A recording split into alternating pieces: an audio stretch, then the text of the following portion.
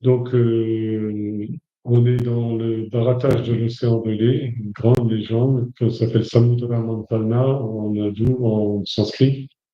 Et c'est une légende qui est commune à toute l'Asie, et on en parle dans toute l'Asie. Et cette histoire décrit ce qui se passe toujours dans le monde causal et le monde cosmique, et en même temps ce qui se passe à l'intérieur de l'esprit de l'individu. D'où la difficulté de commenter parce qu'on est souvent à des niveaux de référence qui sont soit cosmiques, événements cosmiques, soit des leçons spirituelles d'application. Et en tout état de cause, il y a beaucoup, beaucoup à apprendre là-dedans. Au plus haut des cieux, la guerre faisait rage entre les Devas et les Asuras. Les Devas n'arrivaient pas à contenir les féroces assauts menés par les Asuras. Ils ne réussissaient pas non plus à ramener à la vie les nombreux Devas qui mouraient au combat. Un jour, Indra, Varuna et les autres ont tenu un conseil de guerre, mais ils n'ont pas pu trouver une solution qui les ferait sortir de cette terrible situation. Ils sont donc allés demander de l'aide de Brahma à Brahma, le père de la création. Lorsqu'ils lui expliquèrent ce qui les amenait, Brahma leur dit qu'il n'y avait qu'une seule façon de résoudre leurs problèmes, c'était d'aller voir le Seigneur Narayana et de le prier de les aider. Il était en effet le seul à pouvoir résoudre leurs problèmes. Brahma, le Créateur, et les Devas entreprirent donc d'aller à la rencontre du Seigneur Tout-Puissant. Mais où aller? Pour le contacter, Brahma a commencé par chanter sa gloire, puis quand il est apparu, il lui a demandé de prendre pitié des Devas. Ayant entendu ces paroles de louange et la prière qui les accompagnait, Narayana apparut devant eux et leur dit: Je sais comment nous pouvons réaliser ce que vous souhaitez tant. Cependant, la première étape consistera à faire la paix avec les Asuras. Nous avons besoin de temps pour bien vous préparer à reprendre l'initiative. Il vous faudra suivre un entraînement jusqu'à ce que vous soyez sûr et certain de réussir dans vos nouvelles tentatives. Il est donc de bonne politique d'appeler à une trêve avec les Asuras. Lorsqu'on essaye de réaliser quelque chose de grand, il faut adopter une méthode aussi pacifique que possible. Une fois que vous serez prêt, la deuxième suggestion que je vous fais est de vous procurer l'amrita. C'est un élixir qui protège de la mort. Ce puissant filtre permet également de ramener à la vie celui qui est déjà mort. Le gros problème qui va se poser à vous est bien sûr de savoir comment s'y prendre pour obtenir un tel breuvage. La réponse est que vous allez devoir barater l'océan en utilisant la montagne Mandara comme bâton de baratage, au cours duquel il faudra enrouler plusieurs fois le serpent Vasuki, qui vous servira de cordon. Comme vous ne pouvez pas accomplir tout seul un pareil exploit, vous allez devoir utiliser les bras puissants des Asuras, des démons, pour vous aider. De plus, je vais moi aussi devoir m'impliquer personnellement dans ce processus de baratage. Sachez qu'il vous faudra lutter dur pour parvenir à faire surgir l'amrita de l'océan. Et quand le moment crucial sera venu, je veillerai à ce que vous soyez les seuls à bénéficier de l'amrita et non pas les asuras. Mais je dois d'entrée de jeu vous faire une sérieuse mise en garde. Vous ne devrez jamais vous opposer aux exigences des asuras. Faites comme si vous étiez prêt à accepter toutes les suggestions qu'ils vous font. Il y a une autre mise en garde que voici. La première chose à être générée par ce baratage va être le kalakuta, un terrible poison. N'en ayez pas peur. D'ailleurs, de nombreux autres objets extraordinaires, des ratnas, naîtront de l'océan avant que l'amrita n'apparaisse. Ne convoitez aucun d'eux et ne les réclamez surtout pas, si vous sentez que les asuras les désirent. Votre objectif est l'amrita, l'immortalité, et tout le reste est sans importance. Maintenant, allez faire la paix avec Bali, le prince des démons, et commencez votre travail. Le Seigneur disparut, et les Devas, toujours dirigés par Brahma, retournèrent dans leur domaine. Bali était le fils de Virochana et le petit-fils de Pralada, le dévot de Vishnu. Les Devas, conduits par Indra, se rendirent au palais de Bali.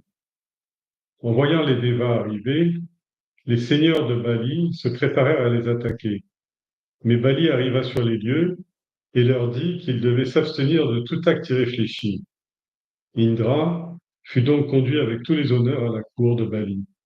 Là, le monarque Asura lui demanda ce qu'il pouvait faire pour divertir son invité de marque. Indra, se souvenant des paroles du seigneur Narayana, lui parla avec douceur. Son attitude fut pleine de tact et ses paroles étaient convaincantes. Il a expliqué à Bali le projet du barattage de l'océan de lait et lui a dit « C'est une chose que personne n'a encore jamais fait. Ne nous battons pas et observons pendant un moment une attitude amicale entre nous, au moins jusqu'à ce que la conquête de l'Amrita soit achevée. J'espère que vous accepterez de coopérer avec nous et que vous nous rejoindrez dans cette aventure. C'est une tâche immense dans laquelle nous devrons nous lancer.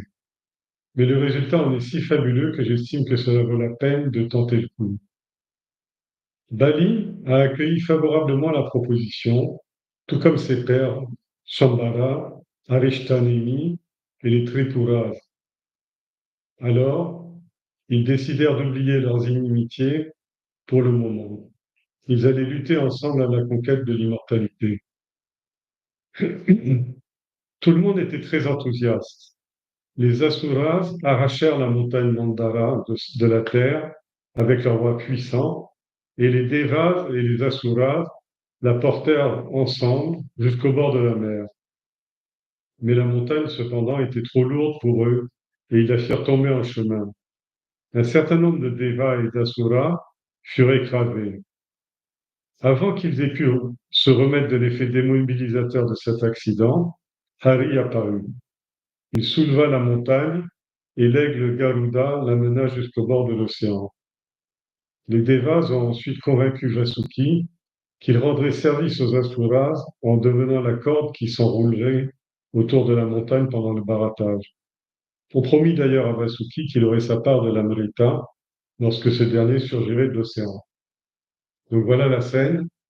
Les Devas et les Asuras coopèrent, mais d'un côté, ce sont des cousins, c'est-à-dire que quand on dit que ce sont des cousins, ça veut dire que tout le monde a été créé par le divin, que ce soit les aspects ténébreux ou les aspects lumineux de la création. Il n'y a pas un enfer qui a été créé par le diable et un paradis qui a été créé par Dieu, parce qu'à ce moment-là, Dieu et le diable seraient eux-mêmes en train de se battre pour la conquête du monde. Or, on dit de Dieu qu'il est Eka, c'est-à-dire qu'il est unique, sans second. Alors, on continue maintenant le récit. Alors, je vous rappelle que cet océan, l'océan, comme toujours l'eau, représente la conscience, c'est-à-dire la matière subtile. Et je vous avais expliqué que Vasuki, la corde, le serpent, était en fait la pensée. Et que Mantara, la montagne, était la méditation, c'est-à-dire la fixité de l'esprit. Et cet esprit-là, et les deux, c'est-à-dire l'esprit comme le serpent, la montagne comme le serpent, ont accepté de jouer le jeu. Quel jeu? Celui du développement spirituel pour atteindre l'immortalité. Très souvent, par exemple, la dernière fois, j'étais en train de discuter avec quelqu'un qui me disait ah, mais tout ça, c'est bien, mais on retombe vite dans le quotidien. Oui, mais tout approfondissement que l'on fait sur le plan spirituel, tout ce que l'on fait pour évoluer vers la réalisation spirituelle, était quelque chose qui est acquis à jamais, jamais perdu, parce que c'est inscrit dans l'histoire de la vie, dans l'histoire du monde, et donc rien n'est jamais perdu. Même pour la personne, à un moment, Arjuna demande ça à Krishna dans la Gita, il dit, c'est pour celui qui a perdu le fil du yoga, qui a perdu toute discipline spirituelle, etc. et qui a oublié même qu'il était un chercheur spirituel et tout, qu'est-ce qui se passe? Il dit, ben, il va, à un moment ou à un autre, il va reprendre sa quête. Alors, Arjuna lui dit, mais s'il meurt entre-temps? Il dit, ben, s'il meurt, il va renaître dans la maison des sages du yogi, et très vite, il va trouver un maître spirituel qui va lui enseigner, qui va le remettre sur la voie et le remettre dans le bon chemin. Alors, les deux armées dont on parle, l'armée des Devas et l'armée des Asuras, sont les armées des tendances contradictoires qu'on a en nous. Dès la naissance, on a des tendances contradictoires. Et les premiers à apparaître, c'est qui? C'est les Asuras ou les Devas? Les vases. Non, Ah, c'est les Asuras. Je vous prends à témoin. Que s'est-il exactement passé le jour de votre naissance? Qui est venu vous rendre visite et à quelle heure est-ce que vous avez pris conscience que vous étiez arrivé sur la Terre? Vous étiez plongé dans l'ignorance la plus totale. Donc la création commence de l'ignorance, c'était une marche de l'ignorance, et petit à petit, vous avez acquis d'Ivyan, c'est-à-dire de la lumière, de la compréhension, de l'intelligence, etc. C'est pour ça que les Devas sont arrivés après. Et les Devas, c'est tout ce qui concerne l'apprentissage, la compréhension, et petit à petit, l'identification avec la conscience pure, qui est au-delà qui est Gunatita, c'est-à-dire que on part c'est pour ça que dans la prière, je vous l'avais dit la dernière fois, qu'est-ce qu'on dit dans la prière à chaque fois qu'on finit le satsang? Asatoma, Satgamaya. De Asat, c'est-à-dire des asuras, Asura, amène-nous à Sat, Deva. OK? Et barater l'océan, ça veut dire confronter les idées, c'est-à-dire la confrontation des idées. Alors on commence l'histoire d'aujourd'hui. Les deux armées ont commencé à barater l'océan du mental. Narayana était là. Il se dirigea vers la tête de Vasuki et la saisit dans ses deux mains. Aussitôt, les Devas s'empressèrent de suivre le Seigneur et alignèrent leurs mains le long du cou du serpent Vasuki. Leur geste eut pour effet de mettre immédiatement les Asuras dans une grande colère. Ils se sentaient insultés par le fait que les Devas imitaient leur Seigneur. Ils pensaient aussi qu'il était trop dégradant pour eux d'être relégués à tenir la queue de Vasuki. Les Asuras avaient une trop haute opinion d'eux-mêmes pour se faire une chose pareille. Et ils déclarèrent: nous sommes des gens très instruits dans le savoir sacré des Védas, et nous sommes célèbres dans le monde entier pour la grandeur de nos actes et aussi la noblesse de notre lignée. Effectivement, hein, la lignée, n'oubliez pas, ils sont conduits par Bali. Vous avez vu la dernière fois, dans le récit précédent, Bali est le petit-fils de qui? De Prahlada, pour qui le Seigneur est intervenu en tuant Narasimha, parce que c'était son dévot, et il est considéré comme le plus grand bhakta Bali. Et c'est un asura. Tout comme dans la religion chrétienne, le plus grand des anges s'appelle Lucifer. Luciféré, c'est-à-dire celui qui est fait de lumière. Nous sommes très instruits dans le savoir des sacrés des Védas, normalement, puisque c'est eux qui gouvernent le monde avec les Védas, qui mettent les Védas en application. Tout comme les Devas, comme les Devas aussi, mais les Asuras aussi. Et nous sommes célèbres pour la grandeur de nos actes et la noblesse de notre lignée. Il est donc indigne de nous faire toucher la queue du serpent, tandis que vous, les Devas, vous allez les saisir par la tête. Nous refusons de continuer à vous assister dans cette entreprise, c'est-à-dire ils arrêtent directement de la lutte. Campés fermes sur leur position, ils refusèrent tout compromis sur ce point. Alors, le Seigneur tourna le regard vers eux, et en leur souriant gentiment, il relâcha la tête de Vasuki et se dirigea vers la queue du serpent. Les Devas, bien entendu, lui emboîtèrent le pas comme un seul homme et allèrent se placer devant lui.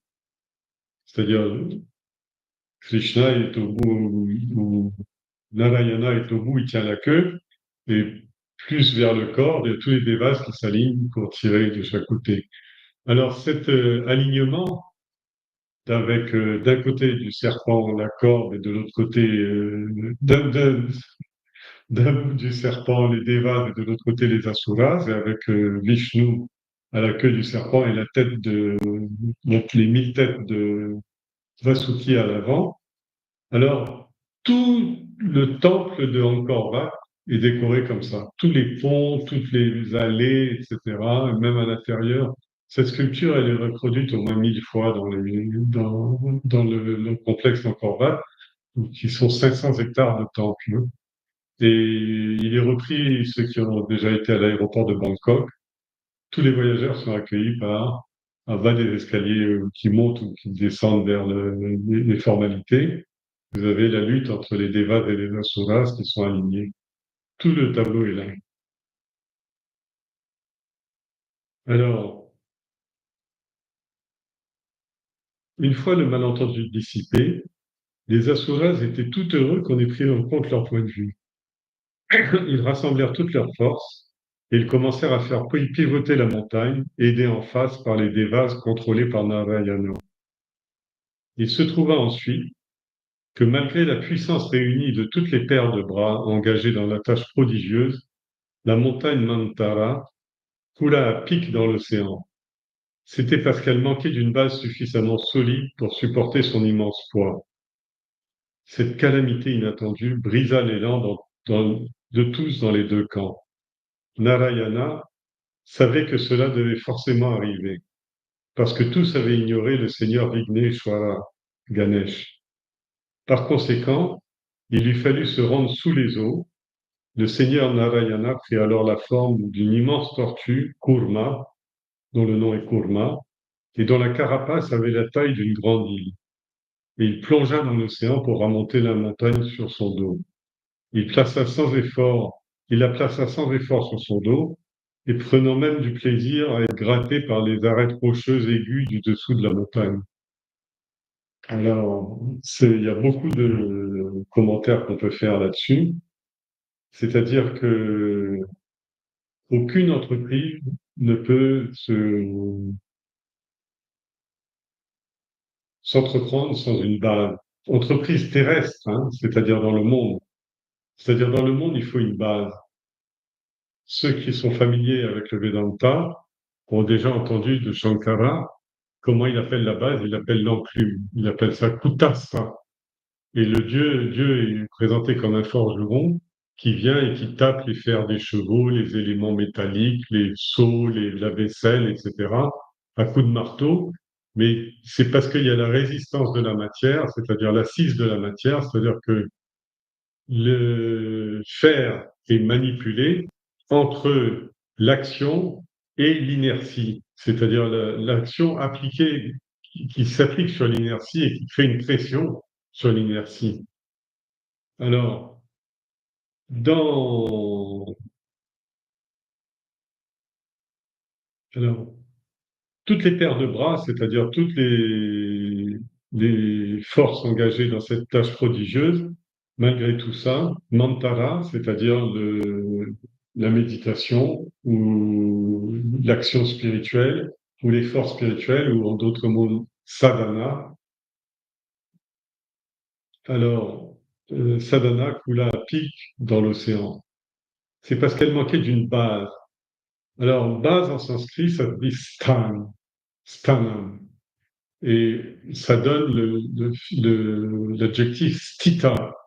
Et dans la Gita, l'homme de réalisation, l'homme qui est vraiment ferme dans la réalisation, qui va fermement vers sa libération, on l'appelle, chapitre 2, le stita prajna, c'est-à-dire celui dont la sagesse est devenue inébranlable.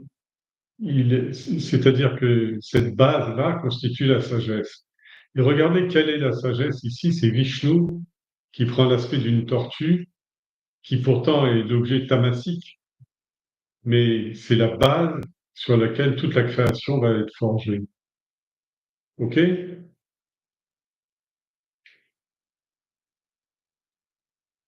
Alors, Oui, elle manquait d'une base suffisamment solide pour supporter l'immense poids de la montagne. Cette calamité inattendue brisa l'élan dans les deux camps. Il n'y a pas pire que ça. C'est le nombre de gens que j'ai vus approcher de la spiritualité, par exemple avec une mission ou dans d'autres mouvements, etc. Et au bout d'un moment, ils se sont juste crachés à chaque fois. À chaque fois, c'est perdu. Pourquoi? Parce qu'il manque la base. La base, c'est le point d'appui. Même, comment il s'appelait là? Ce qui a dit, donnez-moi un point d'appui, je vais soulever l'univers. Il peut soulever l'univers. Copernic, sinon c'était, je sais plus, le grec. Bref. Donc, sans la base, impossible de soulever quoi que ce soit. Donc, ici, on parle de stita prajna, cette sagesse-là doit être comme un roc, comme un feu, le socle du phare, le stan, on dit en sanskrit, stanam, stan, qui a donné en anglais stan. Stan, ça veut dire se tenir droit, stand up, ça veut dire se tenir droit. Et dans les pays africains, on parle de hakibu, c'est-à-dire prendre appui sur les deux pieds au karaté, dans les arts martiaux, etc. On prend appui sur le sol si on veut si on veut utiliser une force. Alors, en l'occurrence, quand on invoque Ganesh au début des rituels, au début de tout ce qu'on entend de grand, en Inde, jamais, par exemple, on va commencer un bâtiment, ou on va commencer un grand rituel, on va commencer une cérémonie ou un grand événement politique, etc. Première chose, on commence par invoquer Ganesh. Et même tous les satsangs, on commence au Gajanana, c'est-à-dire Gaja. Mais Gaja ici est représenté sous la forme de Vigneshwara. Ishwara veut dire le Seigneur, Vigna, c'est-à-dire de l'adversité, de l'obstacle, de l'obstruction. Alors, Vishnu a très bien compris ils avaient fait une faute rituelle considérable. Et dans tous les temples, même quand par exemple Ganesh n'est pas représenté, que ce soit dans le nord ou dans le sud, généralement dans le sud, il y a une statue de Ganesh, et c'est la première à qui on adresse les prières, y compris au temple de l'ashram. Mais au nord, par exemple, parfois il n'y a pas la statue, mais il y a toujours Ganesh et est à la porte d'entrée. Et on salue Ganesh peint ou dessiné sur la porte pour passer. Alors, oui, Narayana savait que cela devait arriver parce que tous avaient ignoré le seigneur Vigneshwara, le seigneur des obstacles. Par conséquent, il lui fallut se rendre sous les eaux. Pourquoi Vigneshwara? Pourquoi c'est Ganesh et non pas, je ne sais pas, un oiseau Garuda, etc. Parce que Ganesh, c'est l'éléphant, c'est la force, il est fort comme un roc. Et donc, c'est la base sur laquelle son esprit se dégage de la dualité des défenses et se concentre sur la présence du Seigneur. Alors, oui, cette immense tortue, il prend la forme d'une immense tortue Kurma. Alors, vous savez que Kurma, il y a ce qu'on appelle la théorie des Dasha avatars, des 10 avatars de Vishnu. C'est-à-dire qu'au cours de la création, Vishnu prend la forme de 10 avatars successifs pour assurer le bien-être de l'histoire ou du développement ou de l'évolution. C'est les 10 avatars qui garantissent l'évolution. Et dans dans les 10 avatars, les premiers sont dans des mondes souterrains. Le premier, par exemple, le Matsya Avatar, le poisson, alors lui, il est dans l'eau souterraine de l'océan Indien. Et là, la tortue, elle va aller plonger sous l'eau, elle va ramener le monde à la limite entre l'eau, alors il n'y a plus que la carapace qui sort. C'est pour ça que parfois on appelle Akupara. Akupara, ça veut dire la carapace. Et je vous ai fait une petite note là-dessus en disant que Kurma est le deuxième avatar de Vishnu. C'est la tortue monde qui soutient la Terre. En fait, elle est répertoriée comme le deuxième des Dashavatars de Vishnu. Le Samaveda et le Yajurveda déclarent explicitement que le Kurma ou Akupara, sa carapace, et le sage Kashyapa, de Kashyapa Rishi, sont des synonymes. Kashyapa, dont le nom signifie tortue, est considéré comme, avec ses 13 épouses, comme étant le géniteur et le support physique de tous les êtres vivants, y compris ceux de la végétation.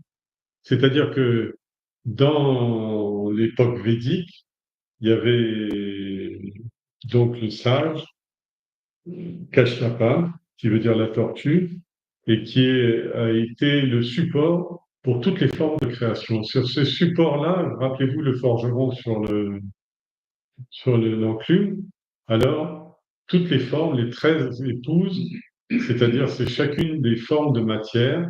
Alors il y a dedans toutes les formes animées, que ce soit ceux qui naissent à travers les œufs, les dvijas, ceux qui naissent à travers les embryons, ceux qui naissent dans l'eau, ceux qui naissent dans la farine ou les choses, les plantes, etc.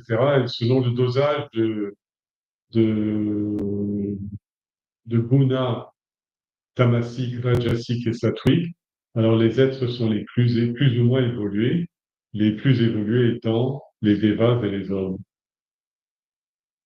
Et aujourd'hui, par exemple, dans beaucoup de temples indiens, par exemple le temple de Ganesh qui est situé à Kulvar, à Kolvar, là où il y a l'ashram de la Chinmaya Mission, eh bien, dans le hall, vous avez au milieu du hall la carapace d'une tortue qui sort, une tortue qui est sculptée et qui sort. Tout ça pour que les gens se rappellent que sans le support de la terre, on ne fait rien. Et on ignore complètement la terre. Et d'ailleurs, il va le dire dans le récit. Ah oui. Alors, dans les Dashavatars, ce que je voulais vous dire, c'est que en fait, on part des mondes Patala d'abord, les mondes souterrains ou sous-marins, et ensuite, petit à petit, l'évolution fait que les êtres deviennent végétaux, puis animaux, puis humains. Et les Dashavatars suivent cette forme-là. On en a déjà vu. On a vu déjà le poisson. On n'a pas vu le poisson. L'histoire du poisson viendra après. Mais le poisson, il n'est pas dans l'histoire. C'est lui qui traverse le sommeil profond du Créateur et qui amène une perle dans la gueule qui sont les Védas, où la terre dépourvue de tout qui est devenue blanche. Et ces yeux, on les appelle Minakshi, c'est-à-dire les yeux en tamoul, les yeux Minakshi, c'est les yeux de poisson, c'est-à-dire ceux qui sont capables de voir dans le monde causal, dans le monde le plus subtil. Le deuxième avatar, c'est celui qu'on voit aujourd'hui, c'est-à-dire la tortue, c'est-à-dire que c'est elle qui va sortir, qui va faire passer le monde du minéral au animal. Le monde animal va apparaître là. Après, il va y avoir le sanglier, Varaha, qu'on a déjà vu, dont on a vu l'histoire, qui est purement animal, qui est dans la boue, c'est-à-dire que le monde est encore relativement informe et tout, et c'est lui qui va servir de base, qui va lui aussi, il va renforcer la base et la présence du Seigneur dans les conditions matérielles. Et puis après, on va voir Narasimha, qu'on a déjà vu aussi. Et lui, c'est moitié un homme et moitié un animal. C'est-à-dire, c'est le passage, on n'est plus dans le monde règne végétal, mais on est dans le règne animal et on passe au règne humain. Et après, ça va être le nain, c'est-à-dire l'homme, mais pas dans toute sa grandeur, et qui est d'ailleurs celui qui a condamné Bali, celui qui est le protagoniste de notre histoire, etc., etc., etc. Et on arrive ensuite aux avatars tels que Parasurama, le guerrier. On va arriver à Rama, l'homme parfait, Krishna, qui dépasse l'homme parfait. Puis après, on va préparer l'homme à affronter la décadence du physique, c'est-à-dire à se détacher du physique, qui est de plus en plus malsain et décadent. Et on va avoir Bouddha, et puis à la fin, le chevalier blanc qui va revenir pour annuler tout et considérer que le jeu de la création, l'histoire de la création est terminée. pour ce cycle. On recommence la prochaine fois. Alors, donc là, je vous ai parlé un petit peu des Dashavatars et je vous ai expliqué un petit peu la tortue. Alors, donc, le, oui, c'est parce que je suis pas à la bonne page. Oui. Alors, la montagne Mandara coula à pic dans l'océan parce qu'elle manquait d'une base suffisamment solide pour supporter son immense poids, et cette calamité brisa l'élan dans les deux camps. Narayana savait que c'était parce qu'on n'avait pas invoqué Ganesh, Vigneshwara, et par conséquent, il a dû se rendre sous les eaux. Le seigneur Narayana a pris la forme d'une immense tortue, on dit que elle faisait 180 km de long, et Kurma, dont la carapace avait la taille d'une grande île, et il plongea dans l'océan pour ramener la montagne sur son dos. Il la plaça sans effort sur son dos, prenant même plaisir à être gratté par les arêtes rocheuses du dessous de la montagne. Quand la montagne Mandara est ressortie de l'eau, il y eut de grandes réjouissances de partout. Mais oui, parce que l'intelligence pouvait à nouveau fonctionner dans la vie. L'intelligence, c'est la confrontation des idées, du pour et du contre. Euh, j'ai écouté France Inter la dernière fois, la semaine dernière, là, sur une émission scientifique, où on demandait à un grand scientifique, un enfant demandait à un grand scientifique, qu'est-ce que c'est que l'intelligence? Vous savez ce qu'il a répondu? J'ai trouvé sa réponse était magnifique. Il a dit, il parlait de l'intelligence des animaux en disant qu'est-ce qui est plus intelligent entre un dauphin, un singe et je sais pas quoi, un autre animal, un éléphant. Et le scientifique a dit ils ont rien de commun. Mais leur intelligence est un phénomène commun. Et qu'est-ce que c'est que l'intelligence? C'est ce que l'animal va employer du matin au soir pour, en fonction de son environnement, arriver vivant à la fin de la journée. C'est-à-dire en ne s'étant pas fait tuer et en ayant trouvé suffisamment de nourriture et également de l'énergie pour reproduire son espèce. Il dit c'est à ça qu'on mesure l'intelligence d'un animal. Il faut une intelligence incroyable dans un papillon pour savoir comment se transformer de vers en, en sphinx, on appelle ça en chrysalide, tisser une chrysalide, savoir ensuite transformer la chrysalide en sphinx, savoir briser le sphinx, savoir déployer des ailes. À chaque fois, c'est pas la même nourriture. On mange plus des feuilles, mais on mange de nectar de fleurs. On vit plus de nuit, mais on vit de jour, ou plus de jour et de nuit, etc. Enfin, il y a tout. On vit dans l'air alors qu'on vivait au sol, etc. Et donc, c'est pour ça que l'intelligence du papillon est toujours citée. Elle est peut-être pas la propriété du papillon, encore que, mais dans l'ADN du papillon, il y a une intelligence pure qui est là, qui fait que le papillon va s'adapter à des milieux et à des... Par exemple, le papillon qui vole, il peut repérer un congénère à 3 km, alors qu'un homme, à 3 km, vous pouvez regarder dans la direction de l'Est, l'ashram, qui est dans la cour de l'ashram, vous ne saurez jamais. De la même façon, il va pouvoir voler, aller rencontrer son conjoint, etc., à travers des kilomètres et des kilomètres d'air. Et donc, il faut des compétences en navigation, une sportivité et tout ça que l'homme est loin d'avoir. Tout ça pour vous dire quoi? Que les réjouissances, il y a eu de grandes réjouissances dans toute la création parce que la montagne Mantara, c'est-à-dire la confrontation du l'unité, la confrontation du pour et du contre, était sortie de l'eau de l'indifférence, de l'eau lustrale. Mais en fait, très peu de gens savaient pourquoi la montagne s'était enfoncée, et encore moins quelle était la vraie cause de sa remontée. Vous voyez comme le récit est ironique, c'est un clin d'œil aux gens cultivés, en disant, tout le monde applaudit, en disant bravo, la montagne est ressortie et tout ça, mais pourquoi elle a coulé? Parce que les gens ont voulu faire des actions, inscrire des actions qui n'étaient pas posées sur la base divine, et tout ce qui n'est pas posé sur la base divine est voué à disparaître instantanément. Et c'est exactement ce qui s'est passé pour le baratage. Le baratage se serait arrêté directement sans l'intervention de Narayana, parce que Narayana lui a fourni une base, un support, c'est-à-dire le point de départ quand on part dans une action. Et généralement, par exemple, dans une entreprise ou un traitement médical ou dans une formation sportive. On commence par quoi? Pour faire quoi? L'état des lieux. On commence par faire l'état des lieux. L'état des lieux, ça veut dire de quoi dispose-t-on? Dans Karma Yoga, le chapitre 3 de la Bhagavad Gita aussi, il parle de ça. Il parle d'abord savoir ce que l'on a à notre disposition par rapport à notre but. Parce que si on ne sait pas d'où on part, on n'arrivera jamais à rien. Et donc, les gens ne savaient pas qu'il fallait faire cet état des lieux. Et cet état des lieux a amené un constat qu'il y avait un manque flagrant, c'était le manque de de stabilité ou de fermeté. De la même façon, beaucoup de gens se lancent dans des activités spirituelles ou dans des développements spirituels sans partir de la base. Et la base, c'est ce qu'ils sont et c'est l'ignorance dans laquelle ils sont.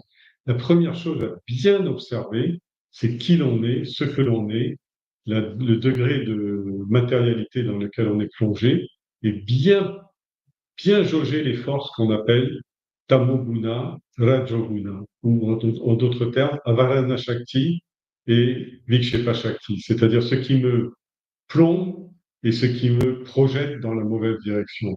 Si je ne sais pas manier ces deux forces-là, la force de l'inertie et la force de l'égarement, eh bien, je n'irai pas bien loin parce que mes efforts vont se perdre en vain.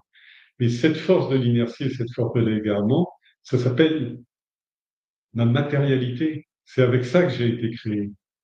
C'est donc une forme de divin qu'il faut non pas rejeter, critiquer au nom d'une soi-disant morale qu'on a appris dans les livres de catéchisme, mais au contraire, qu'il faut vraiment appréhender, expérimenter pour pouvoir comprendre la force sur laquelle il faut s'appuyer pour pousser l'élan. Tout comme, par exemple, quelqu'un qui est en train de plonger dans une piscine, il va pousser avec les pieds pour remonter, mais il faut qu'il touche le fond pour pouvoir remonter et prendre l'élan.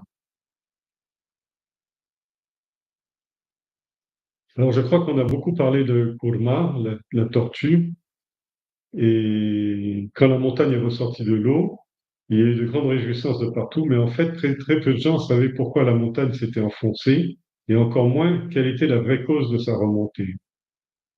Le Seigneur s'éleva ensuite dans les airs jusqu'au sommet de la montagne, autour duquel il plaça 1000 de ses mains pour la maintenir bien droite. C'est-à-dire, non seulement le Seigneur est à la base de la voie spirituelle, mais il est aussi le but de la voie spirituelle. C'est lui qui va affermir, il va mettre 1000 mains autour de cette colonne qui est la montagne, ou ce bâton de baratage, ou dans le harani, quand c'est le feu, le bâton de feu, qui produit les étincelles du feu. Alors cette tige-là, il la maintient droite et il la maintient en action. Alors, il est monté jusqu'au sommet de la montagne et il a placé au sommet 1000 mains pour maintenir la montagne bien droite. Et ensuite, ça suffit pas. Il a fait l'espace, il a fait le monde inférieur, il a fait le monde supérieur, mais maintenant il va remplir l'espace entre les deux. Globalement, quand par exemple le Seigneur est monté pour affermir la montagne, il a pas, il a laissé sa carapace. C'est pour ça qu'on parle de Hakuna, la carapace de la tortue. Parce que ce monde, cette terre sur laquelle on est, cette île, par exemple, de la Réunion sur laquelle on est sur Hakuna. D'accord? Et dans beaucoup de langues, ce mot Akura, Akimbo, etc., veut dire la stabilité, l'île, la stabilisation, etc. Aka. Et donc, oui, il a placé ses mains à la montagne, dans le monde du ciel, et il est ensuite entré dans le cœur des Devas et des Asuras pour raviver la flamme de leur courage. C'est-à-dire, il parle pas de la matière, là. Là, il parle du monde intérieur qui remplit l'espace entre l'enfer et le paradis. C'est le monde intérieur qu'on appelle le cœur. Et il a ravivé la flamme du courage de tous les protagonistes. L'ardeur observée dans le cœur des barateurs n'était autre chose que le Seigneur lui-même. Et il a dit non seulement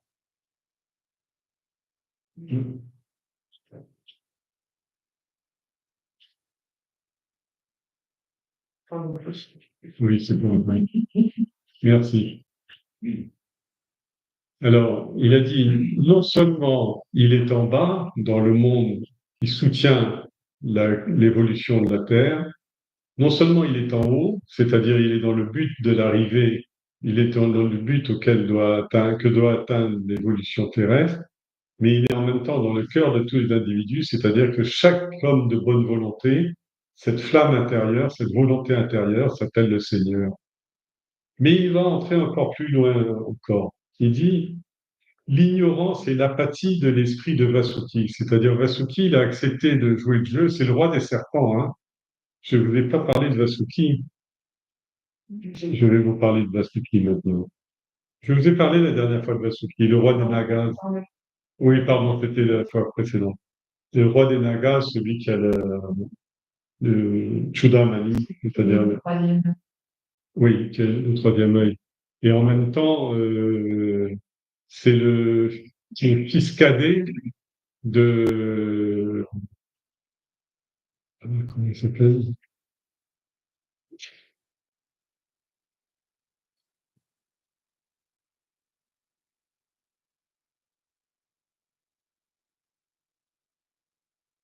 C'est le frère cadet de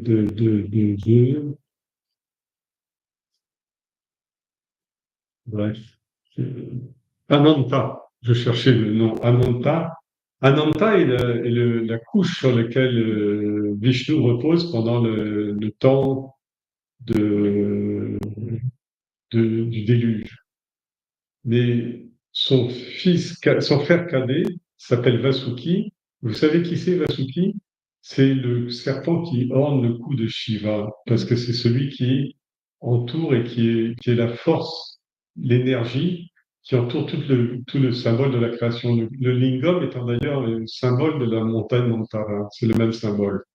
Et donc, ce serpent, il est, semble-t-il, inerte, mais en fait, c'est toute l'énergie, c'est toute la puissance énergique qu'on utilise, par exemple, dans une bombe atomique ou des choses comme ça. Et qu'est-ce que je voulais dire? Oui, les bouddhistes disent qu'à chaque grand discours de Bouddha, Vasuki était dans la foule, venait s'asseoir dans la foule, le roi des Nagas, Vasuki venait s'asseoir dans la foule pour écouter l'enseignement du Bouddha. Et donc, Vasuki, il est très intelligent et tout, mais il adopte une attitude tamasique parce qu'il se laisse faire, c'est-à-dire qu'il s'enroule autour de la matière, c'est-à-dire il s'identifie à la matière et il se laisse tirer à U et à Dia comme dans les Devas et les Asuras simultanément, c'est-à-dire que l'énergie peut être utilisée aussi bien à des fins d'évolution qu'à des fins de destruction. Et donc, l'énergie dans le cœur des barateurs était le Seigneur, l'ignorance et l'apathie étaient le cœur du Seigneur, il était aussi les 1000 bras au sommet de la montagne, il était aussi l'immense tortue sous la montagne, il était la violence des Asuras, il était la douceur des Devas, il était la rigidité de la montagne Mandara, il imprégnait tout, il était ici, il était là-bas, il était partout. C'est-à-dire que globalement, si vraiment vous voulez faire une belle méditation, vous essayez de penser à tout. Et si vous êtes un Vedantine, je vais dire Naiti, pas cela, mais si vous êtes un croyant, un dévot, un bhakta, vous allez dire Tat Narayana. Cela est Narayana. Alors, donc, globalement, une fois que le Seigneur, pourquoi il vous raconte ça? Parce qu'avant la scène, il n'y avait rien. Le Seigneur était déjà là. Maintenant, les Devas et les Asuras ont entrepris, les anges et les démons, ont entrepris de barater l'océan, l'intellect. Alors, l'intellect, la conscience était déjà présent, Mais cette fois-ci, la conscience, dans une sadhana, dans une évolution spirituelle, la conscience décrit un trajet ascendant. Et donc, et c'est pour que ce trajet puisse se mettre en place, il faut que tout soit là. Le support, le bâton, la corde, la personne qui actionne la corde, etc., et y compris l'intention, c'est-à-dire même l'intention du chercheur spirituel, il faut qu'il comprenne que cette intention n'est autre que Dieu lui-même, qu'elle n'émane pas de lui ou de ses efforts ou de sa technicité, et elle émane uniquement de la grâce divine. Le baratage a continué et le tempo a désormais beaucoup accéléré une fois que le Seigneur a mis ses mains partout. Successivement hissé avec vigueur par les deux camps, Vasuki n'en pouvait plus d'être sans cesse tracté dans des directions opposées. De sa bouche jaillissaient des flammes et des fumées toxiques qui attaquaient durement les poumons des Asuras, car ils avaient décidé de se placer près de la tête du serpent et ils ne pouvaient plus rien y faire. C'est-à-dire que globalement, les gens qui suivent la voie matérielle, et ils sont toujours pilotés par leur autodétermination. Vous savez, souvent, généralement, les adolescents, quand ils vont faire des grosses bêtises dans leur jeunesse, disent je suis libre. L'ego est libre. Alors, en fait, l'ego est libre, il n'est pas libre du tout parce que l'ego, c'est un tissu de désir, de vasana et de prédétermination.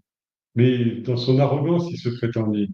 Et les asuras, au lieu d'accepter la position du Seigneur qui avait pris la position où il aurait pu absorber toutes les fumées, les vapeurs, le vomi et le feu de Vasuki, ils ont pensé qu'il était très intelligent.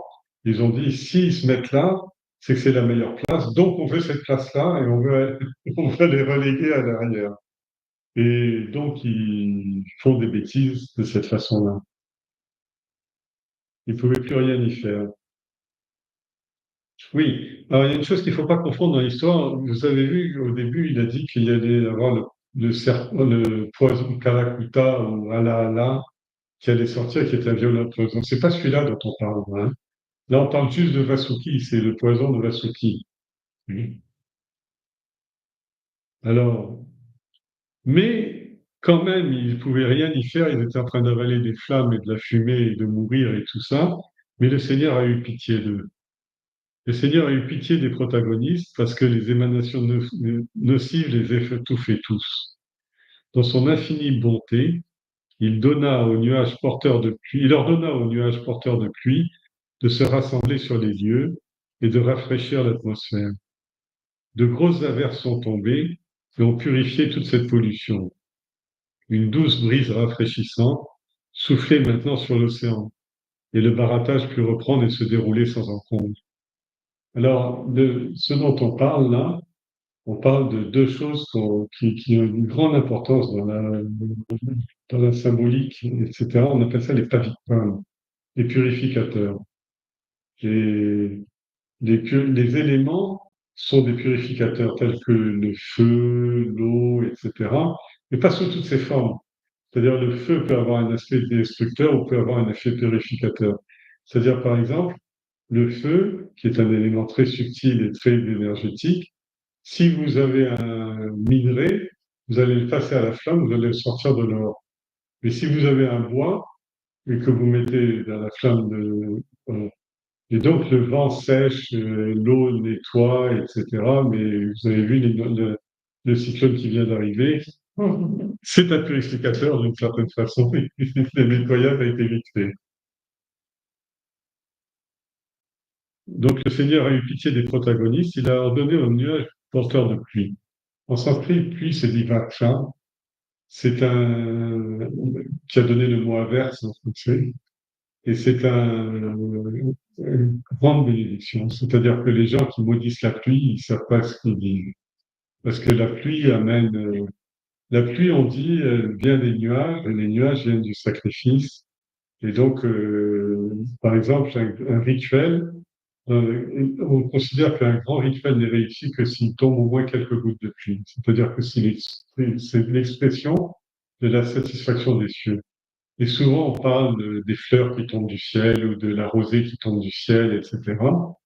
C'est pas tellement, c'est-à-dire, ça fait référence à Varsha, c'est-à-dire cette ondée bienfaisante qui apaise, etc., qui est mandatée par la Lune,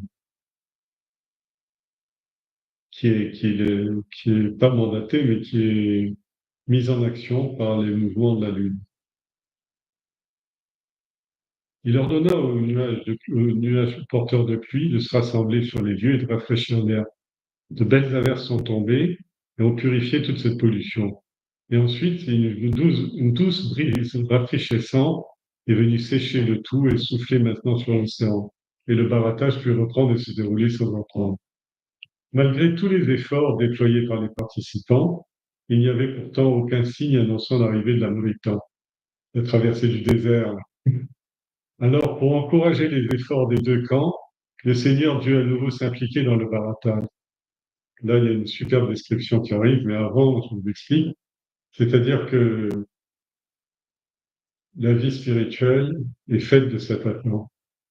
Et l'attente est toujours très longue et on me dit, mais pourquoi est-ce qu'il n'y a pas de signe avant-coureur ou de signe annonciateur de quelque chose? Mais il n'annonce rien de ça, non. La seule façon d'avoir un peu une évaluation de, de l'évolution ou une légère perception indirecte de l'évolution, c'est de regarder l'océan qui tourne. C'est-à-dire que notre esprit commence à prendre une routine, comme on dit, c'est-à-dire il commence à tourner en rond dans un cercle, etc. Et ça devient au fur et à mesure un tourbillon qui va aller de plus en plus fort et qui va entraîner tous les éléments de notre vie, toutes les expériences de notre vie qui vont commencer à prendre un sens et toute la vie va être orientée par ce tourbillon. C'est ça dont on parle. Mais les Devas et les Asuras, les deux protagonistes, n'arrivent pas à percevoir ça et ils se désespèrent de ne pas avoir un signe fracassant, que les clignotants d'un britac arrivent, etc. Ils attendent. C'est-à-dire, ils regardent devant dans un futur qui n'est pas arrivé, mais des signes qu'ils devraient chercher dans ce qui est déjà arrivé, qui sont en tout cas une indication, une flèche indicatrice, un poteau indicateur qui dit dans quelle direction va l'individu. Et chacun de nous sait s'il va vers l'amélioration ou s'il va vers la décadence. Parfois, quand il va vers la décadence, il ne sait pas trop, pas tout de suite. Pourquoi? Parce qu'il commence par déjà se fermer les yeux, refuser de voir et se laisser aller ensuite.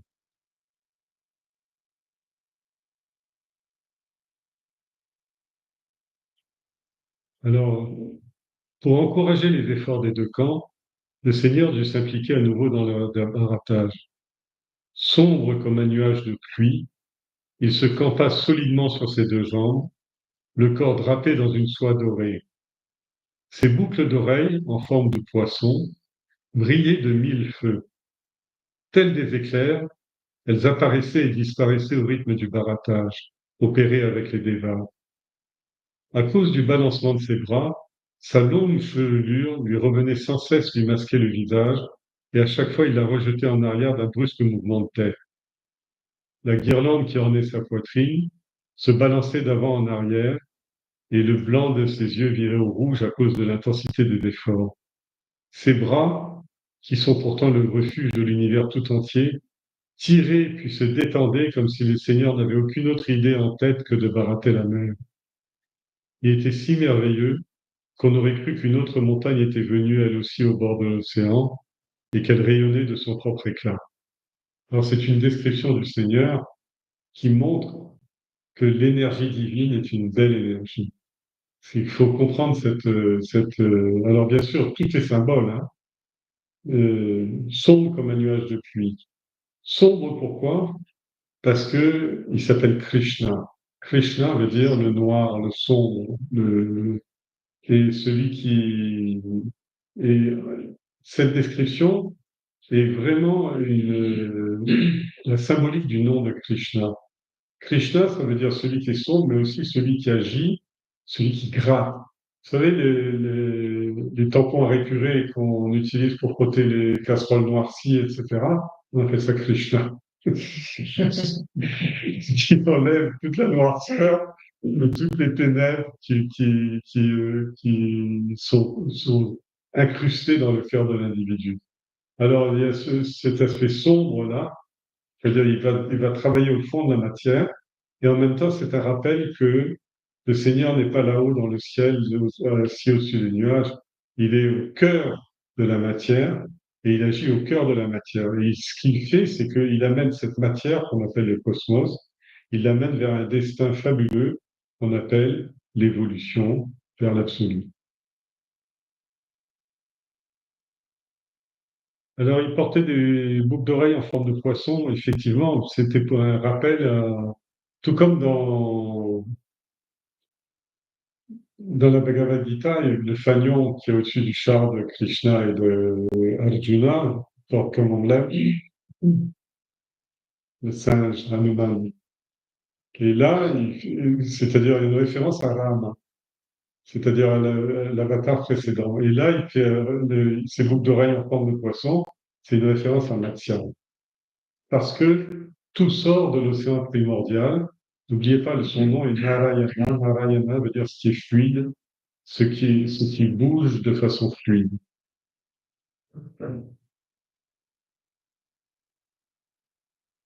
Il était si merveilleux qu'on aurait cru qu'une deuxième montagne était venue elle aussi au bord de la mer et qu'elle rayonnait de son propre éclat. Les eaux de l'océan furent bientôt saturées par la sève des herbes médicinales qu'on y jetait en énorme quantité pour y être baratées. Les eaux étaient devenues aussi blanches que du lait. Et pourtant, il n'y avait toujours aucun signe de l'Amrita. Alors, toujours aucun signe de l'Amrita, mais les eaux étaient devenues blanches. Vous vous rappelez ce que je vous ai dit parfois? Regardez dans votre esprit, les brassées d'herbes médicinales s'appellent les versets des écritures sacrées, les satsangs, les enseignes, les yémias, les rituels, toutes les actions charitables ou de dévotion tous les actes de dévotion que vous faites, ils ont pour but de blanchir cet océan. C'est-à-dire que c'est la première fois qu'il utilise vraiment l'océan de lait. C'est-à-dire que au départ, c'est un océan salé, c'est une mer, un océan salé, mais salé des larmes, de problèmes qu'on a dans la vie, etc. Et en même temps, c'est un océan sombre. Mais lui, il arrive à travailler, Krishna arrive à nettoyer cette noirceur-là, et en même temps, le mouvement de barattage, la confrontation des idées dans l'esprit de l'individu fait que petit à petit, son esprit va blanchir et va devenir blanc comme du lait. Ce blanc comme du lait veut dire un blanc pur. Mais c'est pas Kshira, parce que on va parler de Kshira Mantana. Le barattage, c'est pas seulement le lait. Il faut que le lait devienne de la crème et que la crème devienne du beurre. Vous voyez ce que je veux dire dans une baraque? Et donc, l'eau est rejetée et renvoyée sur les côtés. Et ce qui est baratté reste la crème de Kshira, mais en sortir la crème qui va en sortir. Mais c'est juste une indication au passage. Alors, les eaux de l'océan furent bientôt saturées par la sève des herbes médicinales. Les herbes médicinales dont on parle encore une fois, c'est tout ce que vous avez pu recueillir comme enseignement, ce que vous pouvez appeler votre culture spirituelle. Les livres que vous avez lus, les citations dont vous vous rappelez, les histoires, les légendes dont vous vous rappelez, les rituels que vous avez pratiqués, les grands maîtres que vous avez rencontrés, etc., etc., etc. Donc tout ça, c'est autant d'herbes médicinales. Pourquoi? Parce que c'est autant de choses qui vont guérir votre esprit. Et guérir l'esprit, c'est quoi? C'est un flot de pensée. Donc le changement de qualité de ce flot de pensée, c'est ça guérir l'esprit. C'est-à-dire que quand votre esprit n'est plus que bonne attention, calme, bienveillance, charité, dynamisme, culture, étonnement, émerveillement, prière, etc., etc., etc., etc. À ce moment-là, ce flux-là, on va dire, votre pensée est blanc comme du lait. Alors, saturé par les herbes médicinales, qu'on jetait en énorme quantité, les eaux étaient saturées. Elles étaient devenues aussi blanches que du lait. Et pourtant, il n'y avait toujours aucun signe de l'amrita. La crème de la crème n'est toujours pas là. c'est-à-dire Saram. Dans Shankara parle de la crème, Shira, mais Ramana Maharishi a fait un livre qui s'appelle Upadesa Saram. Saram veut dire la crème du suprême. Alors, pas de signe de l'amrita, pas de signe de l'arrivée de la crème, du saram. Pour soutenir les armées d'anges et de titans qui étaient profondément déçus, le Seigneur ne cessait de remuer les eaux de toutes ses forces. Et le brassage s'est donc poursuivi. Les poissons de l'océan, les requins et même les baleines étaient secoués sans pitié et projetés dans toutes les directions. Mais le baratage continuait. Voilà, c'est l'histoire d'aujourd'hui. J'avais fait la référence à Vasuki, je ne l'avais pas lu tout à l'heure. Vasuki est le roi des Nagas. Les Nagas, c'est des êtres qui sont mi-hommes, mi-serpents. Ils ont le bas du corps, le torse d'un homme et la queue d'un serpent. Et Vasuki était décrit avec une pierre précieuse appelée le Naga Mani. Mani veut dire joyau, Naga, le joyau des serpents sur la tête. Son frère aîné, qui était un Naga, s'appelait Shesha, sur lequel repose Vishnu. Vous voyez la bêtise, je vais parler de Ananta. Je me suis trompé tout à l'heure. Je cherchais ce mot, Shesha. Sa sœur, Naga, s'appelle Manasa. Manasa, ça veut donner Manas, la pensée, le serpent de la pensée. Dans l'iconographie, il est représenté autour du cou de Shiva ou autour du lingam. Dans le bouddhisme, il vient assister au sermon de Gautama et protège les êtres éveillés avec les autres rois d'Inga. C'est-à-dire que globalement, il y a quand même quelque chose à dire sur ce. J'avais à peu près tout dit, mais sauf ça, cette histoire de la protection par les Nagas. Si vraiment vous êtes quelqu'un de mystique, il faut que vous arriviez à être protégé par l'énergie qui est en vous. Vous vous rappelez, une fois, on avait parlé de l'histoire de Puranjana, le roi de la cité, et qui avait épousé une belle princesse dont le lieutenant était un serpent. Et ce serpent, qui s'est mis au service du couple, et on appelait ce serpent la vitalité. Et donc, si vraiment la voie spirituelle, il faut savoir faire usage de ce naga qu'on appelle Vasuki, c'est-à-dire l'énergie c'est pour ça qu'il vient assister au sermon de Gautama, et il protège les êtres éveillés avec les autres rois nagas. Parfois, on le représente en déployant ce capuchon, ces 5 capuchons au-dessus de la tête du méditant, pour qu'il soit protégé de l'ardeur du soleil. Alors, ne méprisez pas votre corps, ne maltraitez pas votre corps, et parce que ce corps est porteur d'une énergie précieuse. Cette énergie précieuse est difficile à maintenir, ça demande des soins, des médicaments, de la nourriture, etc. Et c'est une dimension essentielle de la vie, parce que votre vie sera accomplie lorsque vous aurez utilisé à bon escient toutes vos composantes physiques, mentales, émotionnelles et intellectuelles, et que vous les aurez mis au service de la recherche de l'étape ultime, c'est-à-dire on avait commencé avec la recherche de l'immortalité Amrita. Ça va? Et la prochaine fois, on va parler du poison à la Putana.